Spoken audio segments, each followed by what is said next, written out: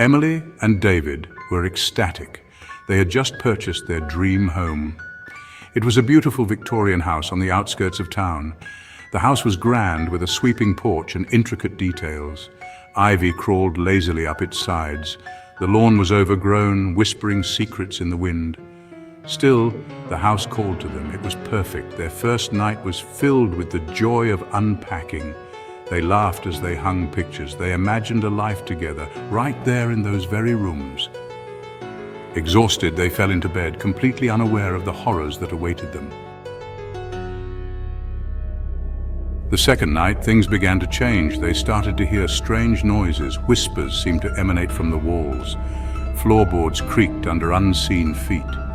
They dismissed it at first. Old houses always made noises, right? But doubt crept in. It settled deep within their hearts. Sleep became a distant memory. They were living in a nightmare disguised as a dream. The whispers grew louder each night. They seemed to come from the walls themselves. Sometimes they sounded like screams. Emily began to see shadows in the corners of her eyes. They darted away when she turned her head. David, ever the pragmatist, tried to rationalize the events. He suggested drafts, mice, or even their imaginations running wild. One night, Emily woke with a start. She felt a cold breath on her face. A dark figure stood at the foot of the bed. It was tall and gaunt, with eyes that burned like hot coals. She blinked, and it was gone. She shook David awake, her voice trembling. He held her close, his own fear masked by a facade of bravery.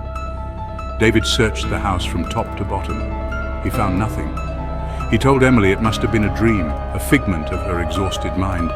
But he couldn't shake the feeling that something was terribly wrong. The house was changing them. The next morning, David found 3 long scratches on his arm. They were deep and angry, as if carved by sharp claws. He couldn't explain them. He hadn't felt a thing. Emily, pale and shaken, showed him similar marks on her back. They both knew the truth, though neither wanted to speak it aloud. They were not alone in the house.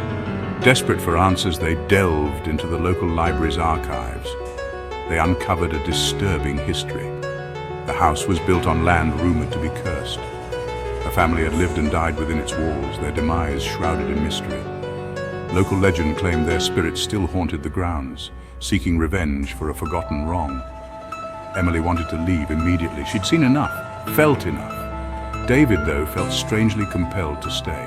He argued they couldn't let fear drive them away. They had to understand what was happening. The air grew heavy with dread. The house felt alive, pulsating with malevolent energy. One night, as they huddled together in the living room, the furniture began to shake violently. Books flew off shelves. A cold wind howled through the room, though all the windows were shut tight. In the midst of the chaos, they saw her. A woman in a white gown, her face contorted in rage. She floated above the ground, her eyes fixed on them with icy fury.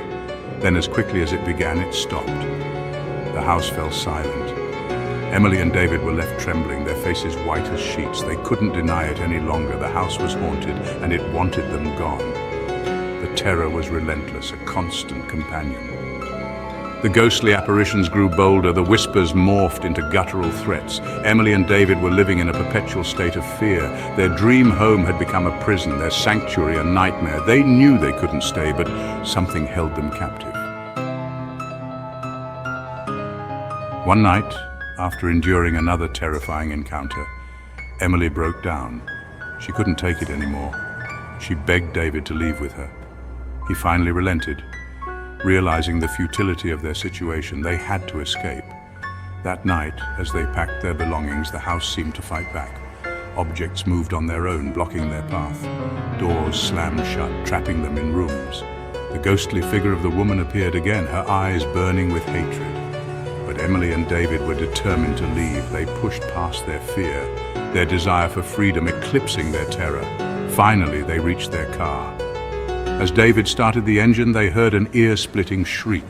The house shook violently. They didn't look back. They drove away as fast as they could, leaving the nightmare behind them. The house remained empty, a looming presence overlooking the town. Locals whispered tales of the young couple who had fled in terror. The stories grew with each telling, becoming more elaborate, more horrifying. The house on the hill became a local legend, a symbol of fear and the unknown. Emily and David never spoke of their experience, but the memory lingered, a dark shadow in their lives. They knew deep down that the house had not finished with them. Its secrets remained hidden, waiting for the day they might resurface. And the house on the hill stood silent, its windows like empty eyes watching.